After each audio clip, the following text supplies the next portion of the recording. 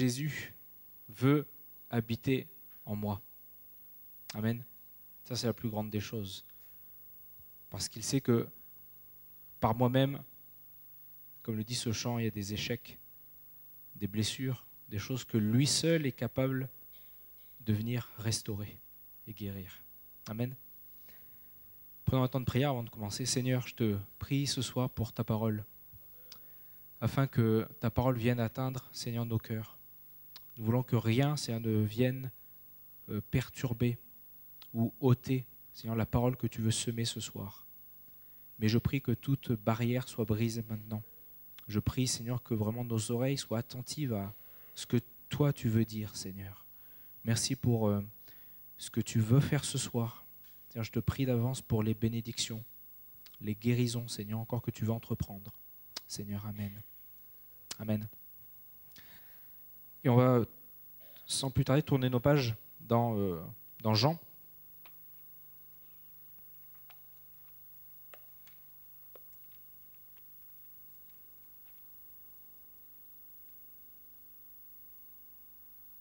Pour ceux qui ont l'habitude de me suivre le mardi, ils vont me dire, mais Jean. Jean, c'est très long, mais il y a vraiment tellement de choses à dire concernant Jean. Et on va aller dans un passage qui est pas forcément habituel dans le contexte de l'évangélisation. C'est un texte qu'on trouve dans Jean 2, à partir du verset 13. Mais on va voir que vraiment Dieu a de grandes choses à nous dire ce soir. Donc Jean, chapitre 2, si vous voulez tourner vos pages pour ceux qui ont la Bible, Jean 2, et à partir du verset 13 jusqu'au verset 19, où il est dit « La Pâque juive était proche, et Jésus monta à Jérusalem. Il trouva les vendeurs de bœufs, de brebis et de pigeons, ainsi que les changeurs de monnaie installés dans le temple. Alors il fit un fouet avec des cordes, et les chassa tous du temple, ainsi que les brebis et les bœufs. Il dispersa la monnaie des changeurs, renversa les tables, et dit aux vendeurs de pigeons, enlevez cela d'ici, ne faites pas de la maison de mon père une maison de commerce. Ses disciples se souvinrent qu'il est écrit, le zèle de ta maison me dévore. Les Juifs prirent la parole et dit, mais quel signe nous montres-tu pour agir de cette manière? Jésus leur répondit, détruisez ce temple, et en 3 jours, je le relèverai. Amen. Donc il y a vraiment plusieurs choses, plusieurs interprétations qu'on peut avoir au niveau de ce texte. Maintenant, l'interprétation que Dieu a mis en mon cœur ce soir, c'est le fait de dire que le temple dont il est parlé là, ça signifie aussi rien d'autre que nous-mêmes. Lorsque Jésus nous permet d'être dans sa présence, lorsqu'on accepte Jésus, il est dit que dans ce cas-là, nous devenons le temple de Dieu. Nous devenons le temple. Nous devenons son habitation. Et pour ceux ce soir qui n'ont pas encore accepté Jésus, on va voir qu'il y a vraiment une invitation dans ce texte, le désir en tout cas de Dieu de dire je veux faire ma demeure en toi. C'est ce que Dieu veut faire. Ce qu'il faut bien comprendre, c'est que lorsque l'homme a désobéi, si je reviens dans la Genèse, lorsque l'homme a désobéi à Dieu, il y a eu une séparation qui s'est faite. Et à cause de cette séparation, Dieu a mis en place un système de sacrifices, de lois, de préceptes. Et Dieu a notamment mis en place aussi une maison qui s'appelait le temple, enfin le tabernacle, le temple, dans lequel il fallait se rendre pour aller adorer. Aujourd'hui, ces lieux-là, en soi, pour Dieu, n'existent pas. Parce que Dieu ne veut pas habiter, même si on a un édifice ici qui est l'Église, qui représente son corps, mais Dieu veut habiter avant tout en nous. Amen. Dieu veut faire son habitation en nous. Dieu veut que ce soit de nos vies soient remplies de lui. Ça, c'est son désir. Ça, c'est son désir le plus profond. Lorsque on regarde dans la parole, il est dit aussi dans la parole qu'il ne veut plus finalement mettre des lois, mettre des principes sur des tables de pierre, mais il veut venir mettre ça dans nos cœurs. Amen. Il veut venir graver sa volonté et graver ses désirs dans nos cœurs. C'est la preuve qu'il veut venir habiter en nous. Amen. Il est dit dans ce passage que Jésus est venu, il est monté, il est venu à Jérusalem. C'est la preuve que, et ça il faut qu'on en soit conscient, Jésus est venu pour chacun d'entre nous. Elle est dit dans la parole que notamment il est venu comme une lumière dans le monde, afin que quiconque croit en moi ne demeure pas dans les ténèbres. Ténèbres qui représentent comme cet endroit où le péché règne, cet endroit où le mal règne. Aussi, dans un autre passage, il dit que le voleur ne vient que pour dérober, égorger et détruire. Moi, je suis venu afin que les brebis aient la vie et qu'elle l'ait en abondance. Amen. Ça, c'est ce que Dieu veut. Ça, c'est ce que Dieu désire. Maintenant, lorsque finalement Dieu me regarde, comme Jésus va entrer dans ce temple, qu'est-ce que lui va trouver dans ma vie? Parce que ce qu'on voit lorsque Jésus va rentrer dans le temple, il va trouver finalement des choses qui vont ne pas lui plaire. Il va trouver des vendeurs, il va trouver des changeurs. Pourtant, on va voir que dans ces deux termes, c'était normal qu'ils soient là, on va voir pourquoi. Mais lui, il va transposer ça, et moi aussi, je veux vous l'emmener de cette manière-là, en tout cas Dieu me permet de l'emmener de cette manière-là, que Dieu peut trouver aussi dans nos vies des choses qui ne sont pas bonnes. Dieu veut les enlever. Dieu veut chasser. Dieu veut venir enlever dans nos vies ce qui n'est pas bon pour venir y régner complètement. Amen. Lorsqu'il va se trouver dans cette maison, il va trouver une maison qui en fait est déjà occupée. Il y a déjà de la place, il y a déjà quelqu'un qui est dans la place. Et combien dans nos vies, des fois, on peut avoir tellement de choses qui sont à la place de Jésus, alors que Jésus veut prendre toute la place. Jésus veut habiter en nous, mais il ne veut pas cohabiter. Autant dans le gouvernement, on peut cohabiter, avoir de la cohabitation. Non. Dieu ne veut pas cohabiter avec quelqu'un. Dieu, il veut prendre la place entièrement. Il veut prendre les rênes de nos vies. Il veut être celui qui nous conduit vers ses plans, ses désirs. Ça ne veut pas dire qu'il ne considère pas ce que l'on pense ou ce que l'on raisonne. C'est pas ça. Mais Dieu veut dire, je veux que finalement tes choix soient mes choix. Je veux que tes directions soient mes directions. Amen. Dans ce passage, comme il est dit, il va trouver quelque chose dans le temple. Et il va trouver deux catégories de personnes. Il va trouver des vendeurs, des marchands, des vendeurs.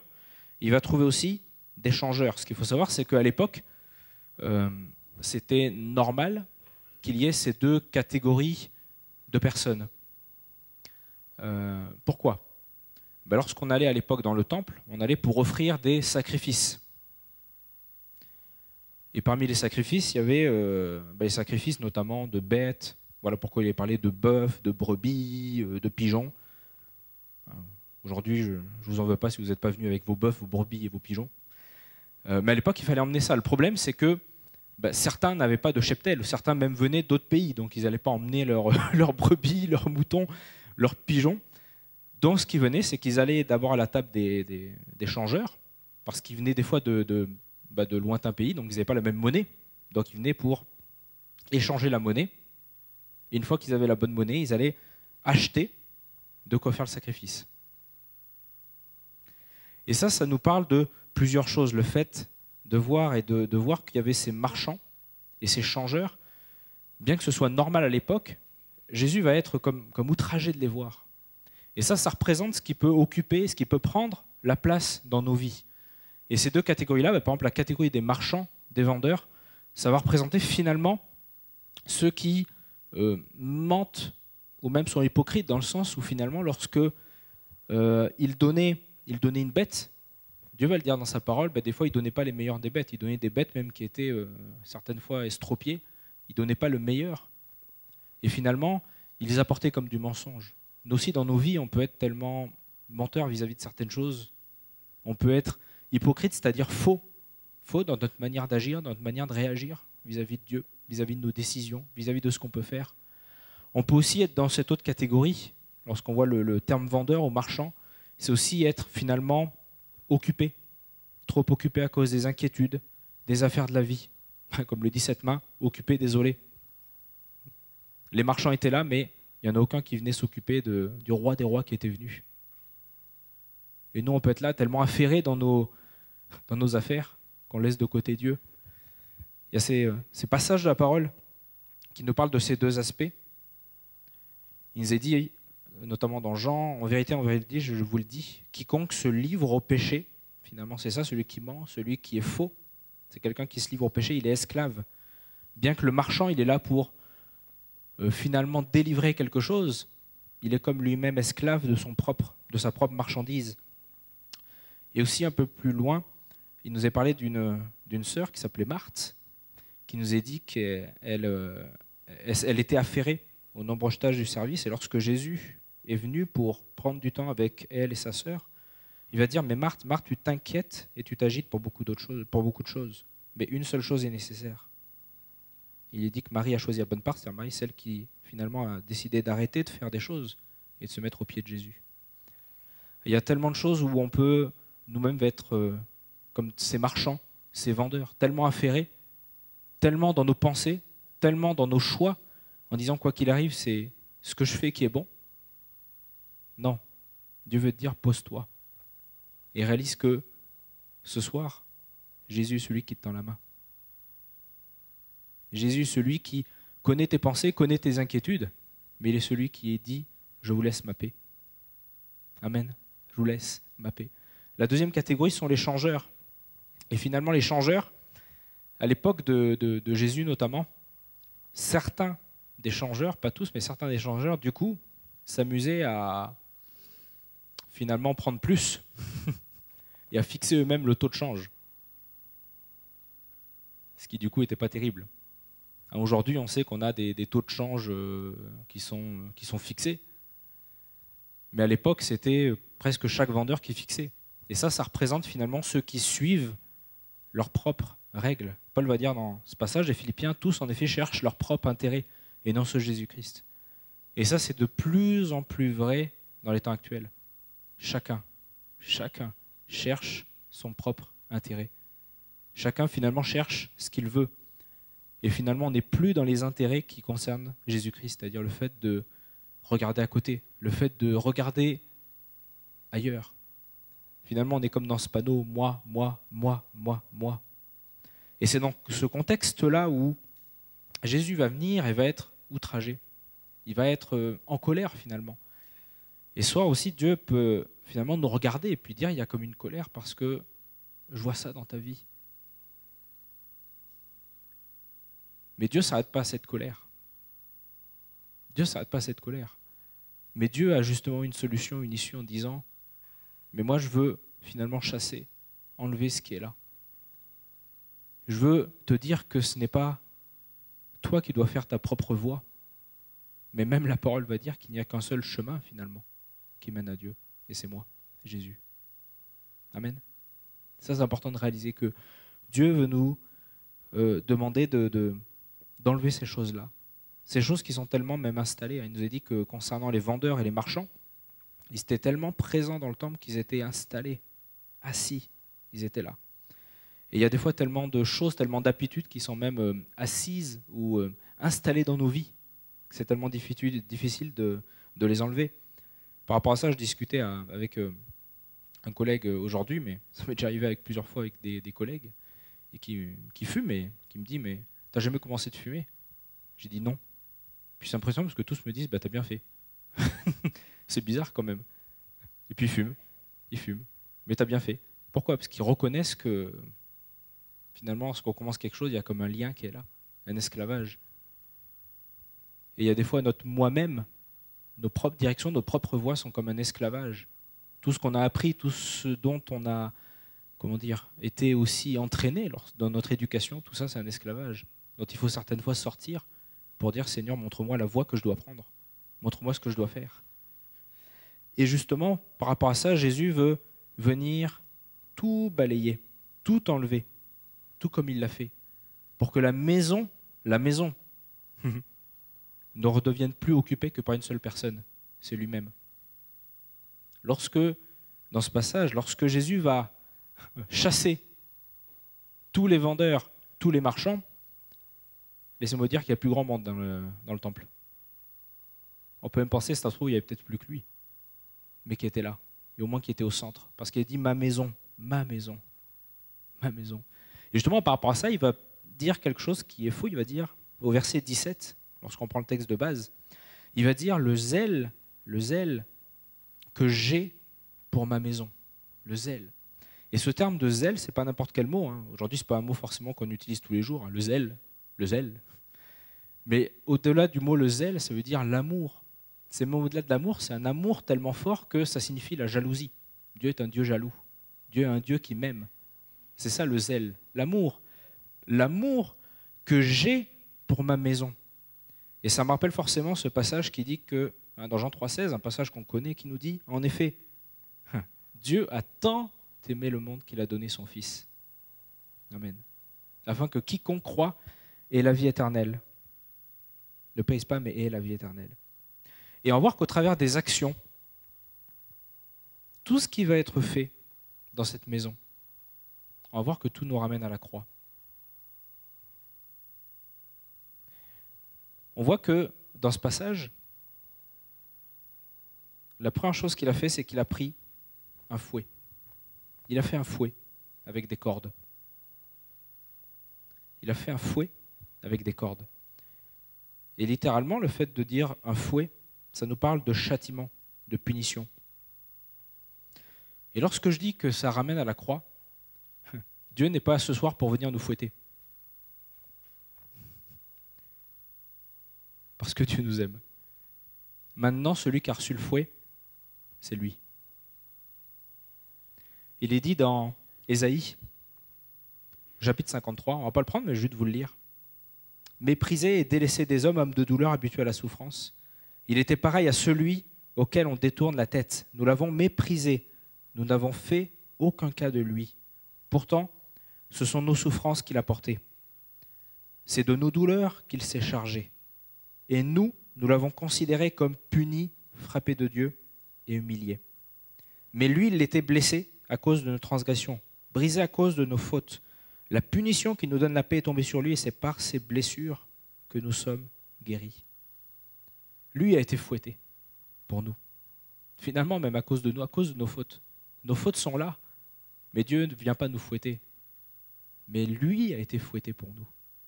Lui a reçu le châtiment. Lui est celui qui a reçu ses coups à notre part. La deuxième chose, c'est qu'il est venu avec ce fouet, il est venu les chasser. Là aussi, ça en parle de Jésus parce que, en parlant de chasser, ça veut dire aussi pousser dehors. Et lui-même a été poussé dehors parce qu'il a été sorti de la ville pour aller vers l'endroit appelé Golgotha. Et c'est là qu'ils le crucifièrent. Dans ce même passage d'Ésaïe, il est dit qu'il a été pareil à un agneau qu'on a mené à l'abattoir, à une brebis muette devant ceux qui l'attendent. Il n'a pas ouvert la bouche. Il a choisi d'être poussé dehors. La troisième chose, c'est qu'il a jeté la monnaie. Et le fait de jeter la monnaie, le terme grec qui est derrière, ça veut dire verser du sang. Verser du sang. Ça aussi, c'est l'image de ce que Jésus a fait à la croix. Il a versé son sang. Matthieu 26 nous dit « Car ceci est mon sang, le sang de la nouvelle alliance qui a été versé pour beaucoup, pour le pardon des péchés. » Et Jésus qui a renversé cette monnaie, qui a jeté la monnaie, c'est l'image de son sang qui a coulé sur la croix. Alors que lui n'avait rien fait. Nous, on est là, comme je dis tout à l'heure, avec des fois nos mensonges, notre propre voix, nos propres règles. Jésus a tout payé. Jésus lui-même a choisi de tout payer. Et la dernière chose que l'on voit dans ce passage, c'est qu'il a aussi renversé les tables. Il a renversé les tables. Et le fait de renverser les tables, ça veut dire aussi retourner, revenir, tourner en rond. C'est l'image de, alors qu'il était mort, 3 jours après, la pierre a été roulée. 3 jours après, la pierre a été roulée. C'est-à-dire qu'il a renversé la table. Il a renversé tous les raisonnements qu'on pourrait penser en disant « mais si quelqu'un meurt, il ne peut pas revenir à la vie ». Lui est revenu. Il est revenu. Et il va terminer ce passage en disant « détruisez ce temple ». Verset 19. « Détruisez ce temple. Et en 3 jours, je le relèverai. » Je vais demander aux musiciens de revenir. « Détruisez ce temple et en 3 jours, je le relèverai. » Lorsqu'il parle de cela, il parle non seulement de sa mort, il parle non seulement finalement de ce que lui-même a vécu, mais il parle aussi ce soir de l'œuvre qu'il veut faire en nous. Lorsque Jésus a chassé, lorsque Jésus a poussé dehors, lorsque Jésus a jeté, lorsque Jésus a renversé, tout ça est l'image de ce qu'il a accompli pour nous à la croix. mais il ne l'a pas accompli pour rien. Il a accompli pour que ce qui doit être détruit en nous le soit. Et le verbe détruire, ce n'est pas une destruction matérielle. Le verbe détruire, c'est littéralement séparer, délier, rendre libre, trouver une issue, ôter. Jésus veut venir nous rendre libres. Jésus veut venir à sa manière chasser ce qui est dans nos vies. Il ne veut pas le faire avec un fouet, comme Père Fouettard ou non. Il ne veut pas venir avec ça. Il veut venir avec son amour, sa grâce. Mais seulement si on décide de s'approcher de lui. Si on décide de faire le pas vers lui en disant « Seigneur, tu as donné ta vie pour moi. Tu as fait toutes ces actions. Maintenant, c'est pour que je rentre dans ta présence. C'est pour que j'accepte. C'est pour que moi-même, je puisse être séparé, que je puisse être délié de tous les liens qui existent dans ma vie. C'est pour que je sois rendu libre. Libre. Comme je disais tout à l'heure, certaines personnes se disent « je suis libre ». Mais lorsqu'on gratte, il y a des fois tellement d'esclavages qui peuvent exister dans nos pensées, dans ce qu'on a appris, dans ce que l'on fait chaque jour. Dieu veut trouver une issue. Là où tu peux te dire ce soir, j'ai aucune issue devant moi, que ce soit à tout point, sentimental, professionnel, il n'y a aucune issue. Dieu est celui qui veut trouver une issue. Amen. Dieu est celui qui veut donner une issue. Dieu veut ôter. Et en 3 jours, je le relèverai. Comment Dieu va faire? Parce que je vais choisir de m'approcher de lui. Dieu va me donner de me relever, littéralement d'être ressuscité, de me donner une vie nouvelle. Une vie nouvelle. Ça, c'est ce que Dieu veut faire. Dieu se plaît dans sa parole à venir finalement rebâtir. Et Dieu choisit des choses bizarres parce que Dieu dit que l'Éternel est celui qui rebâtit sur des ruines. Lorsque l'on construit, lorsque l'on retape une maison, il est souvent important de voir les fondations.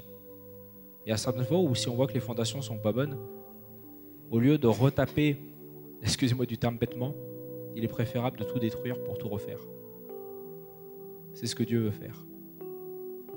Dieu veut des fois détruire dans nos vies ce qui a été des mauvaises conceptions, des mauvaises pensées, et Dieu veut rebâtir à zéro. Dieu veut venir séparer, délier, rendre libre, enlever, pour que quelque chose de nouveau soit construit. Amen. Maintenant, ça ne peut se faire que si finalement je choisis d'aller vers lui. On va juste lire un dernier passage et après on va prier. Dans Hébreux 10, il va pas être affiché à l'écran, mais pour ceux qui ont la parole, dans Hébreux 10, à partir du verset 16. Hébreux 10, à partir du verset 16, il nous est dit « Voici l'alliance que je ferai avec eux après ces jours-là. Dit le Seigneur, je mettrai mes lois dans leur cœur et je les écrirai dans leur esprit. » Il ajoute, je ne me souviendrai plus de leurs péchés ni de leurs fautes. Or là où il y a pardon des péchés, il n'y a plus à présenter d'offrande pour le péché. Ainsi, frères et sœurs, nous avons par le sang de Jésus l'assurance d'un libre accès au sanctuaire. Cette route nouvelle et vivante, il l'a inaugurée pour nous au travers du voile, c'est-à-dire de son propre corps. De plus, nous avons un souverain prêtre établi sur la maison de Dieu. Cette maison, c'est nous. Approchons-nous donc avec un cœur sincère, une foi inébranlable, le cœur purifié d'une mauvaise conscience et le corps lavé d'une eau pure. Retenons fermement l'espérance que nous proclamons, car celui qui a fait la promesse est fidèle. Amen. Est-ce qu'on peut courber nos têtes, fermer nos yeux? Dans ce passage, il est dit clairement que la solution que nous avons par le sang de Jésus, nous pouvons l'avoir que si finalement nous approchons. Cette voie, elle a été inaugurée par Jésus au travers de son sang qui a coulé, au travers de cette vie complètement donnée pour nous. Maintenant, ce que Dieu veut, c'est qu'on puisse s'approcher. C'est qu'on puisse s'approcher et croire qu'il est celui qui veut venir relever. Croire qu'il est celui qui est capable de relever des ruines. Dieu est celui qui est capable de relever nos vies. Peu importe dans quel état peut-être certaines choses dans nos vies sont. Dieu est celui qui veut détruire ce que l'ennemi a fait. Il veut venir relever.